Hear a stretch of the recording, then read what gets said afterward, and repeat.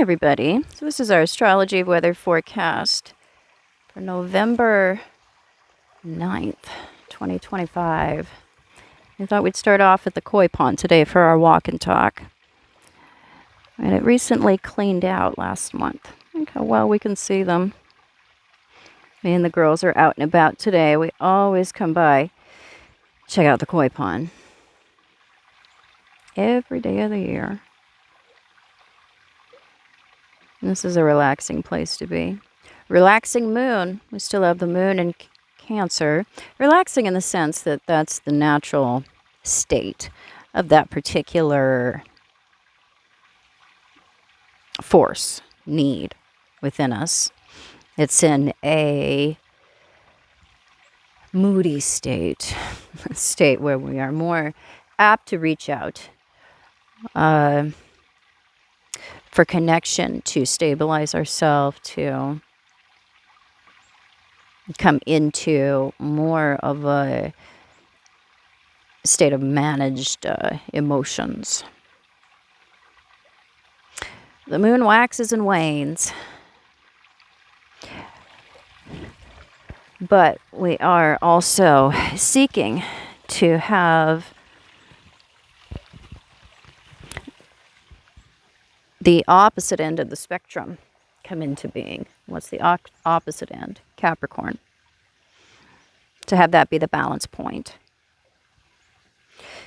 So the stability that we seek has a lot to do, the kind of stability, what we define as stability, what external sources that we seek out has a lot to do with the eventual turnout. Have we become more stable, or have we enacted habitual emotional patterns that are needing to be sorted through or understood, dealt with, so we can understand how might our conditioning and our idea of what's normal, comfortable, regular, how might that actually be preventing our essential need for safety, stability, security, connection, intimacy. So what is the need? And then how are we going about fulfilling that need? What is our belief about that need? So I am going to be much more careful today about taking you guys around with me. I watched a little bit of the footage from yesterday and can't believe nobody didn't complain strenuously about what the hell I put you through.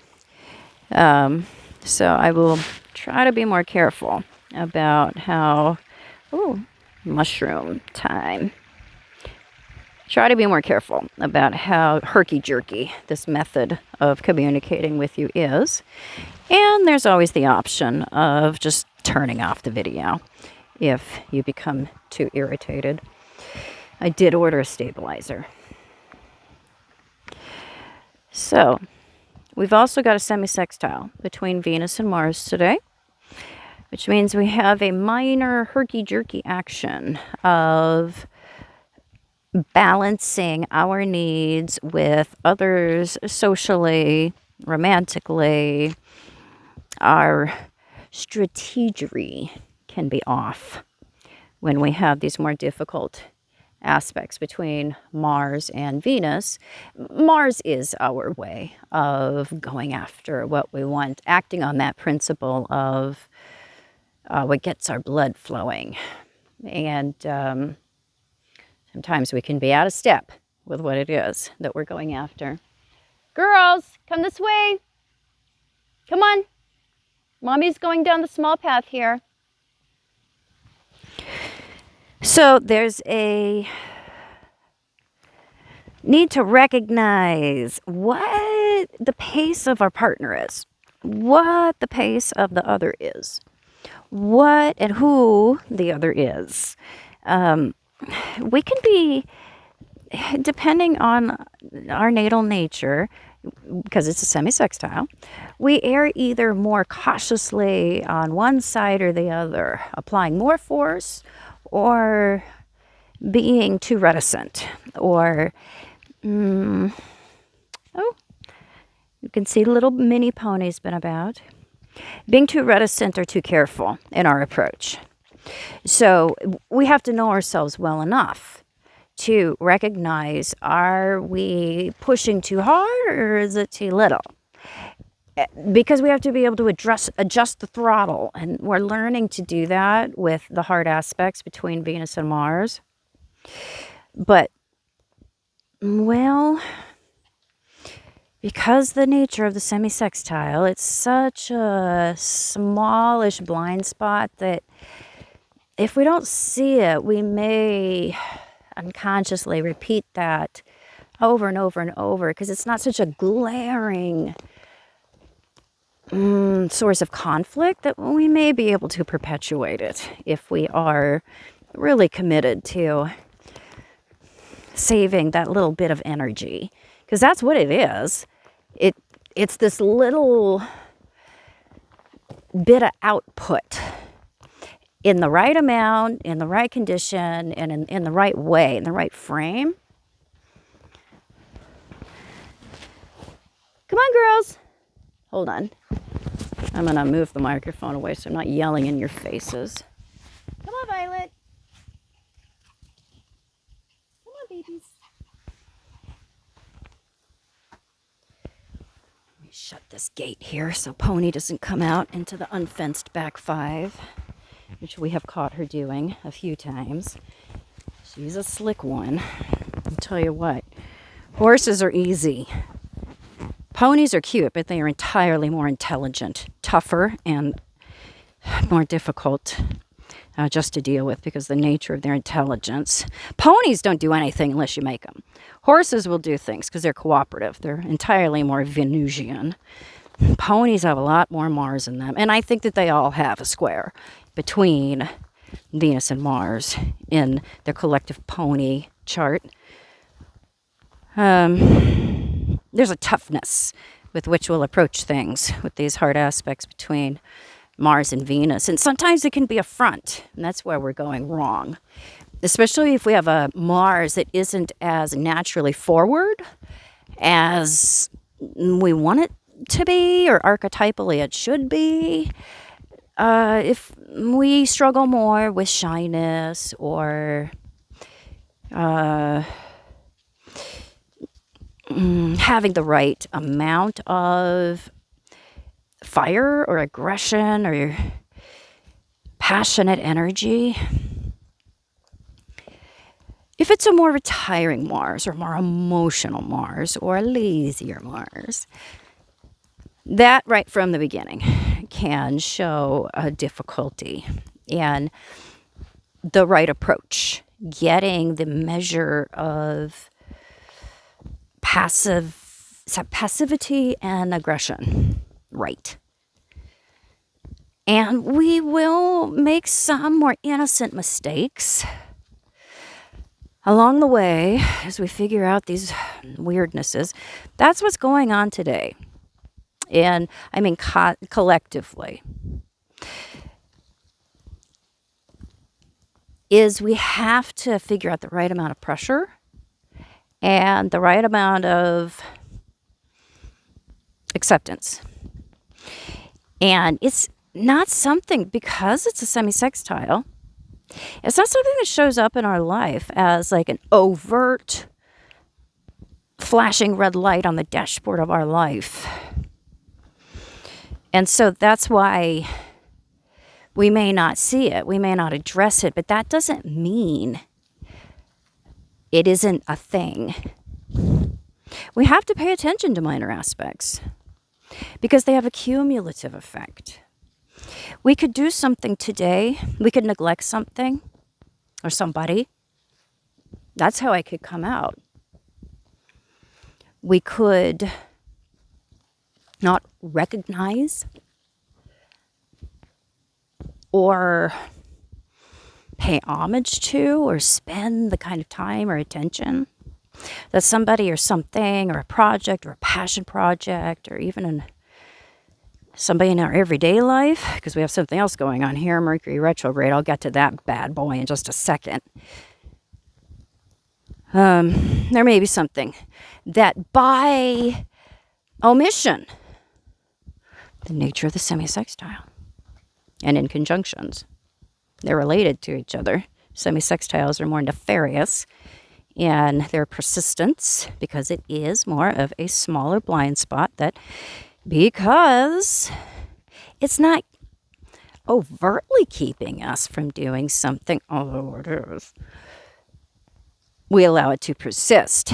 And so these are aspects that we may not choose to solve until we're older or until we've had enough consistent failure to say, I know I could probably continue to get away with this, at least on some level.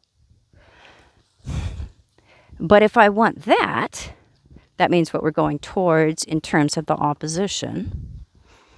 Then, or if it's a closing semi-sextile, what we want in terms of unity or the beginning of a new cycle, whatever it is we're after, awareness or renewal, we have to decide. I'm going to consciously allocate the energy that's needed to stop stubbing my toe. You're stepping into this pothole. The squares are big holes. Those are sinkholes. Squares and oppositions, oh geez. Even sesquiquadrates, we can dig a hole for ourselves, and it can take a while to dig out. Yeah, semi-sextiles are the amount of energy that you would expend to pull yourself out of a deep hole. You do end up expending that anyway with a semi-sextile. It's just over the course of 50 years or a lifetime or 60 years. Rather than having to assert or exert a certain amount of energy that's like concentrated. Because you realize that, something's got to change. Or I can't go on like this. Or I'm not willing to sacrifice this or that. Or it's just, you don't come to the end of your rope with a semi-sextile seriously until there's it's like a deficit or a debt or a running out, like an account that you have and you don't pay attention to it. And then one day you get a notice and they're like, you're overdrawn. You're like, what? I don't even remember having that account. That's what it's like. And it's at that point of understanding that there's been this source of consistent neglect that we have to consciously say, I'm not going to do this anymore. We don't have the luxury of external forces demanding something of us. In fact, when we get that notice in the mail, we could ignore it. We've been ignoring it forever. And like, oh, well, I guess we'll just shut the account. But we don't get a chance to deal with that problem or grow past it. It persists. Because we didn't go through the motions. We didn't go through the energy. We didn't do what it takes to address that problem that allowed that ignorance to persist.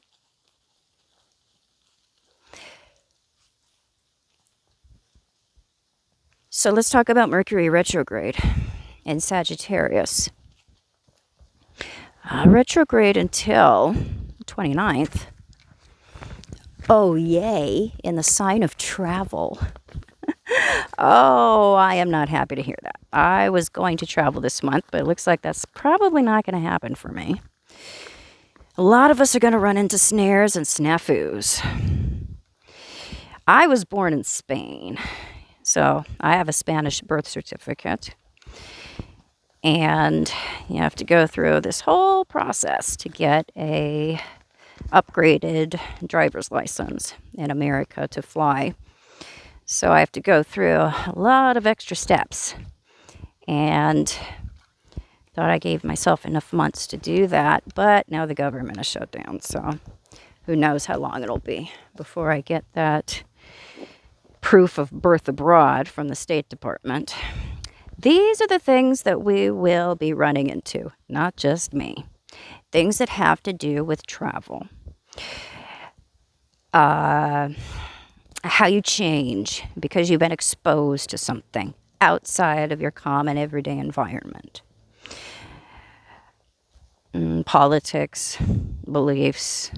There's a lot of snafus and roadblocks that we're going to run into. And that gives us a chance to rethink, to have another look. And these will be things related to what we believe in. Oh, isn't she so cute? Nice sunrise. You look so pretty in the sunlight. Sagittarius' belief is what there is to hope for. And this will be a process of recovering some ground related to what we can really hope for. Some things we'll find are justified. Some things we'll find they're not.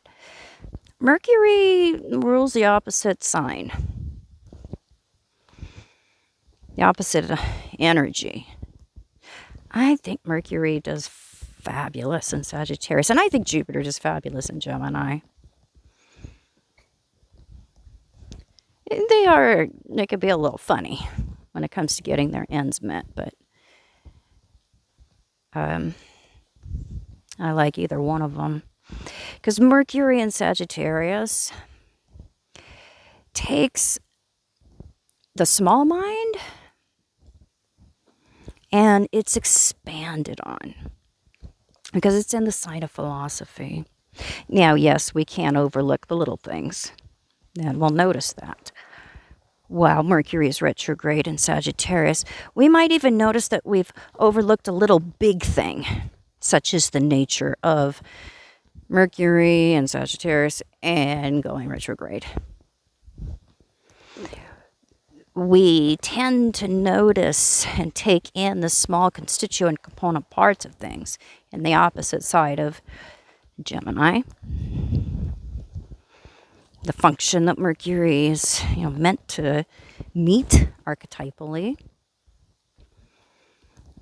But Mercury is meeting abstraction, the need for abstraction.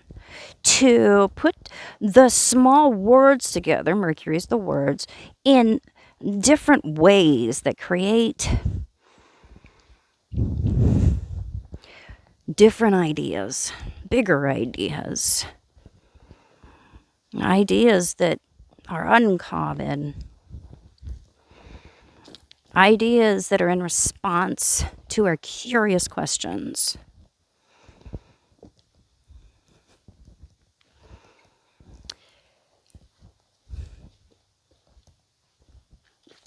So a lot of us are going to be rethinking our sources of hope, belief, what there is to hope for. And hope and happiness have so much to do with each other. We're generally not happy if we don't have hope.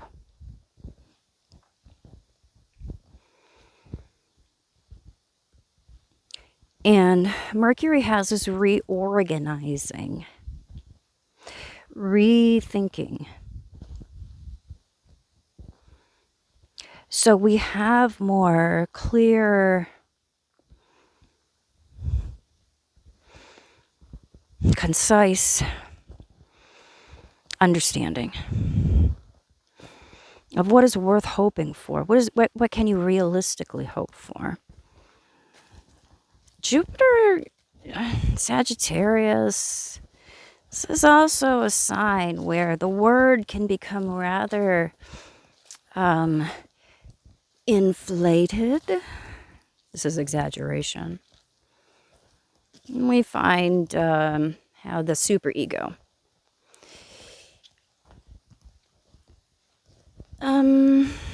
adds some helium to the facts that are on the opposite side of Gemini.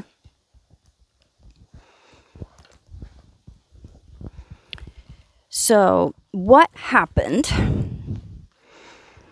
We could look at that as Mercury and in Gemini, and there's even a local story about it. Then we have like the bigger story that occurs, and this is the story that often is the one that is disseminated. This is another property of Sagittarius. How the word, hey, yeah, no problem. I'm just doing a video. How the word carries, sometimes real fast, like fire. Fire sign. Girls, let's go this way. Come with mommy. Come on, babies. I know you get to hear my mom voice sometimes. So the word carries in the sign of Sagittarius. This is where things can get away from us as well. Because it's a game of telephone in this particular sign. And what you hear and what you pass on has so much to do with the larger belief system and our idea of justification, morality. It's my brother's little house. Should we take a look? Cute little greenhouse. This is the back of their tiny home. My brother and his wife live here. His girlfriend, but for all intents and purposes, she is his wife, so hence wife. So things can catch fire in Sagittarius. And with the retrograde, we realize what has caught fire. What has, because this is a relook, redo, what has carried on the wind. I think a lot of us are going to look at the consequences of how gossip, the word, ideas, stories, beliefs spread as a result of what you want to see and hope for, morality. It's going to be a big aha moment for some people who probably have never made the connection between what you hear and what you want to hear. Because none of us want to admit that. I think a sign of intelligence is the ability to say, I don't know. Some of the dumbest people in the world are the ones who have an answer for everything.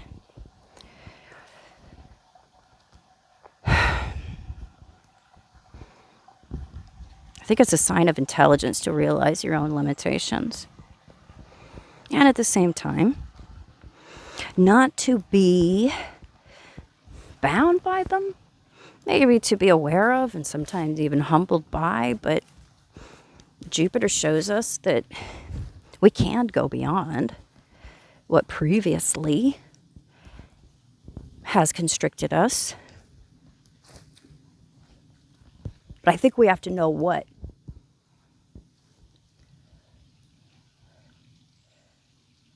it is that's been constricting us.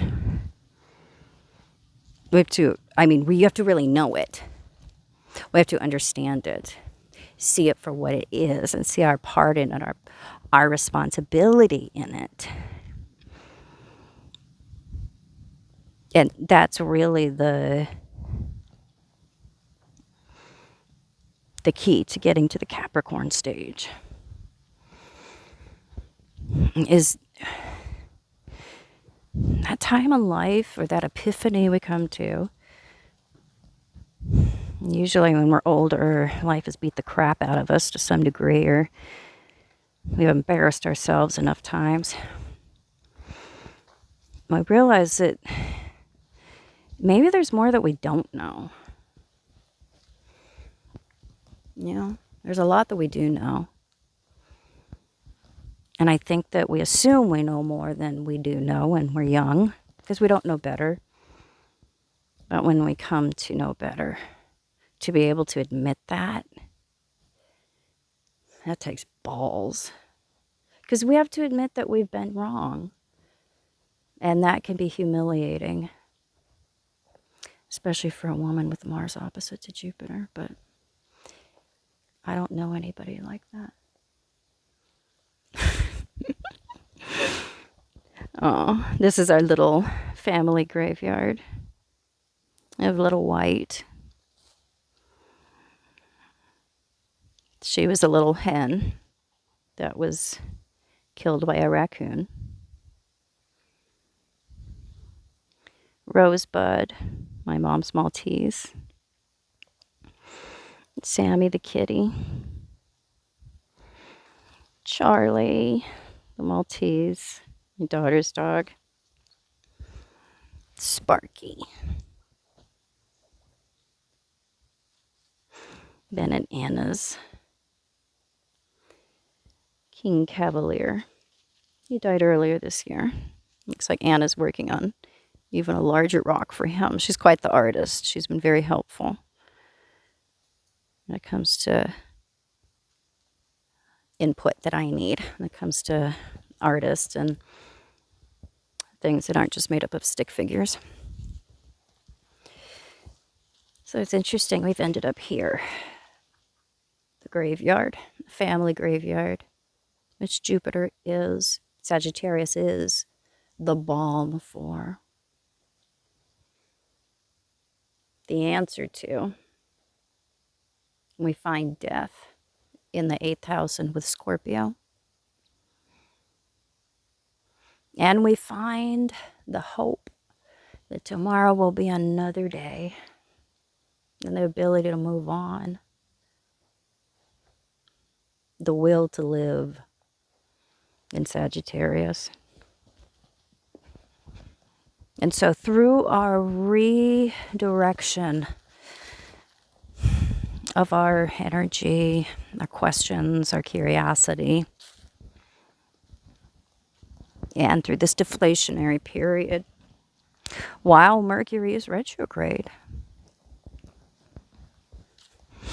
we come into a better, more hopeful idea, interpretation, expectation, as Mercury goes direct again. So it's a pensive time during this retrograde period.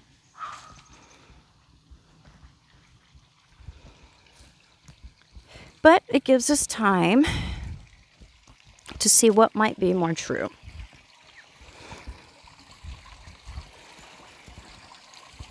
Because if we don't have those periods of reflection, we never ask what might be more true. Because we don't have a reason to. It's all just going according to plan. But what if our plans are flawed? What if our plans need to be redirected? What if things have changed? These retrograde periods of Mercury in any sign have us gathering enough information and reflecting enough where we can bring some flexibility into what we're doing so we can avoid mistakes, missteps, things going wrong.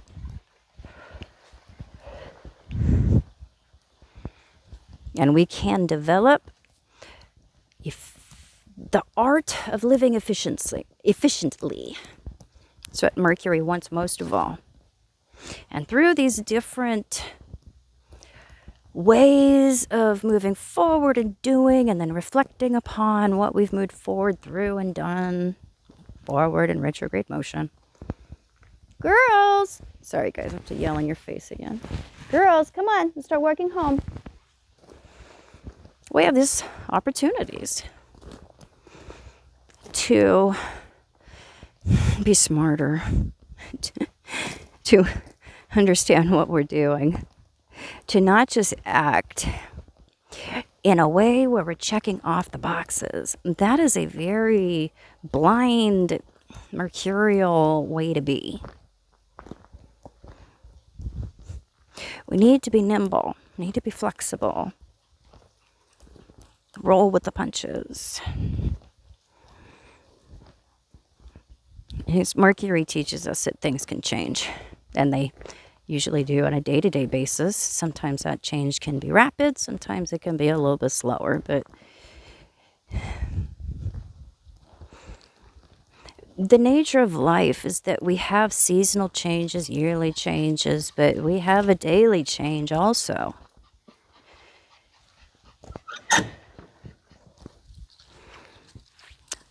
And so when we update our ways of interpreting data, we can live a more efficient life. I guess that's all it really comes down to. Are you living efficiently or wastefully? Mercury seeks to bring the right amount at the right time.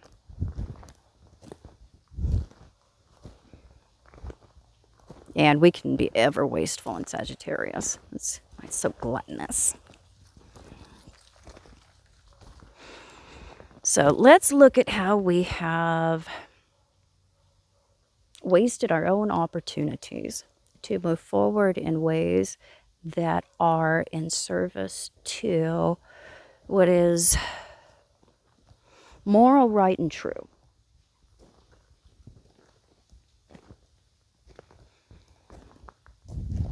Moving towards things that we have justified reasons to hope, to look towards the future. Because we see that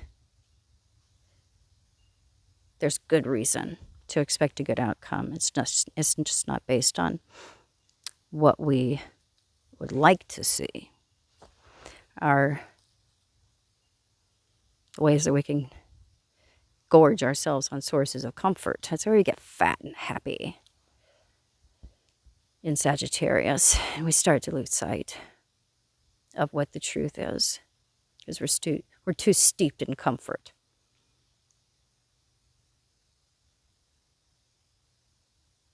There's two sides to every sign. All right, that's what I've got for today, guys. It's good to connect with you. I will talk to you tomorrow.